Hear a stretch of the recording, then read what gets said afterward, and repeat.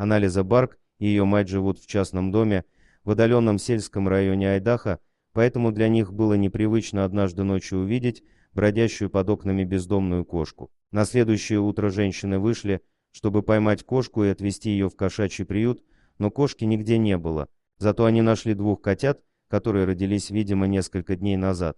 Один котенок к приходу женщин был уже мертвым, а второй был очень слаб и выглядел больным. Женщины взяли котенка, а чуть позже им все-таки удалось найти и кошку-мать. Обоих животных они увезли в местный приют гуманного общества. Когда анализы и ее мать вернулись из города, проходя мимо сарая, они вдруг услышали тоненький котячий писк.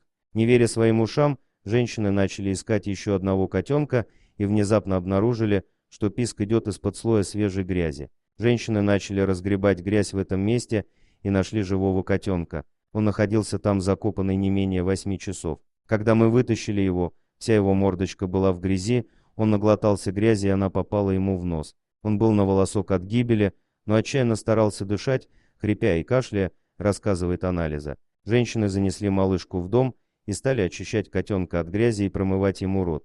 В приют было ехать уже поздно, он был уже закрыт, поэтому на ночь котенок остался в доме. Женщины не спали всю ночь, пытаясь накормить котенка молоком и согреть. На следующее утро они повезли котенка, которому дали имя Джема, в город, но ветеринар сказал им, что шансы на выживание у котенка очень небольшие. Более того, анализы ее мать узнали, что больной котенок, которого они привезли в приют вчера, не пережил ночи, заплакали, понимая, что подобная участь скорее всего уготована и Джеме. Мы плакали и прощались с ним, и потом ветеринар спросил, хотим ли мы, чтобы котенка быстро и безболезненно усыпили или подарим ему хоть небольшой, но шанс на жизнь. Я сказала, что мы хотим попробовать второе. Анализа взяла на работе срочный отпуск, чтобы посвятить все время котенку, ведь такому маленькому и слабому существу был нужен круглосуточный уход. За последующие несколько дней несколько раз казалось, что все усилия анализа впустую, котенок был очень слабым